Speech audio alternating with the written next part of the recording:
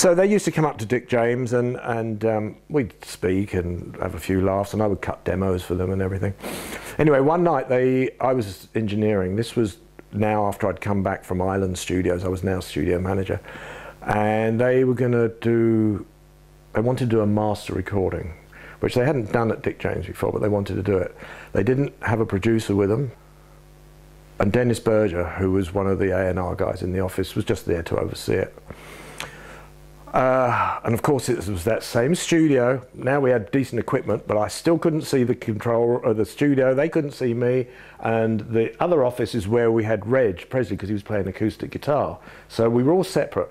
The studio had the drummer, the electric guitarist, and Tony, the bass player. I was in the control room with Dennis, and Reg was in the other office. None of us could see each other. And they started trying to put this thing down, and it went on and on. It was hilarious what was going on. So I thought, should I not? So we had some 2-track tapes, so I put that into record. And I let the tapes run through the whole session.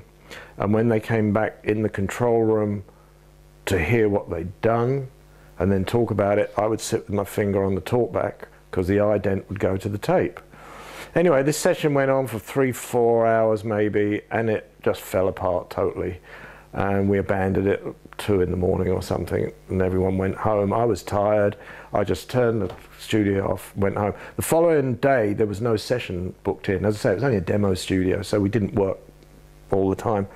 And I had, you know, 3 or 4 or 5 reels of 1/4-inch tape that I'd recorded, and I was thinking, I wonder if it was as funny as I thought it was.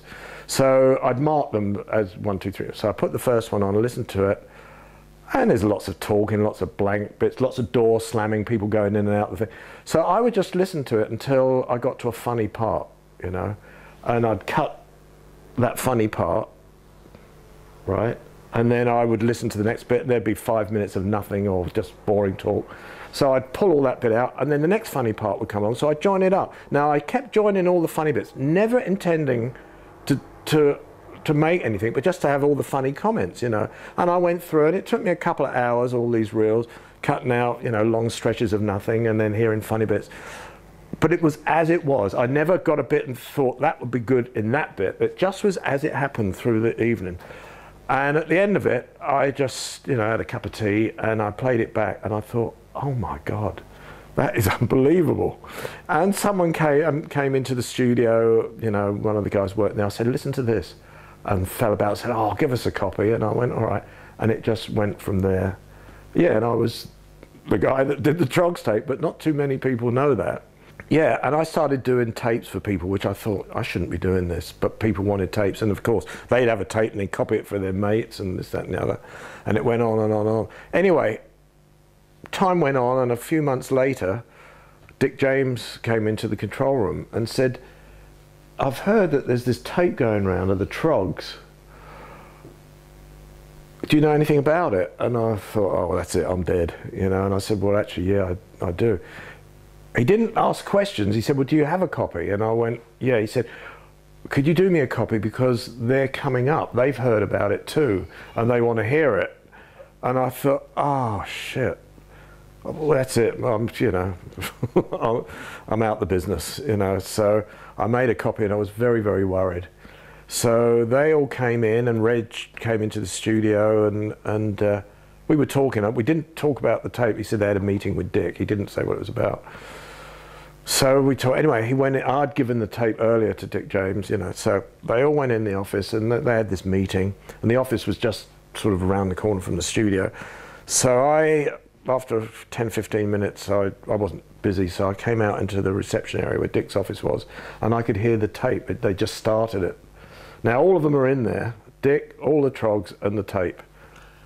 And it's going on, and suddenly, this was the incredible thing, I heard Reg's voice, louder than the tape, yelling at the drummer, saying, hey, I told you you were fucking wrong. You can't fucking play it. I told you. And they're now arguing again over the top of the tape that was the argument, you know. And I'm thinking, should I run in with a mic and do a follow-up? You know, I was really, honestly, it was just incredible, you know, that they were arguing and laughing while hearing the tape. And I thought, well, this is interesting, you know. So I stayed around for a little while, and there was quiet again, and then there was more arguing. So I went back in the studio. Anyway, after about 20 minutes, half an hour after the meeting was over,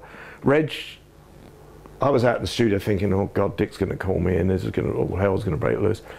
Anyway, Reg came into the control room and he went, "Yeah, Dick just played us that tape. It's fucking funny." He said, "Could you do us a copy?"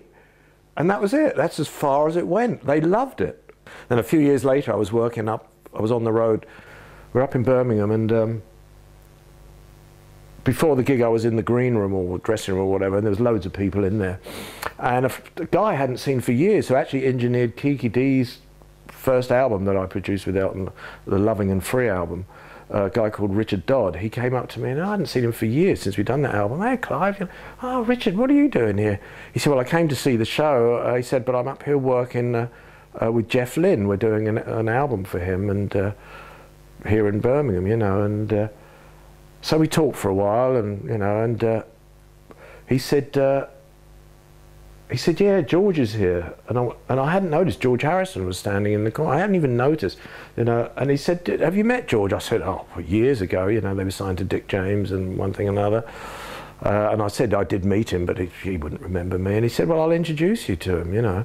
So Richard took me over, and George was talking to somebody. Anyway, when they finished talking, Richard said, "George, I'd like you to meet an old work friend of mine, you know, from way back, Clive Franks. He did the Troggs tape." That's what he said to him. That was his opening line, right? And so here's the killer line. George came back and said, "You did the Troggs tape. Let me shake your hand.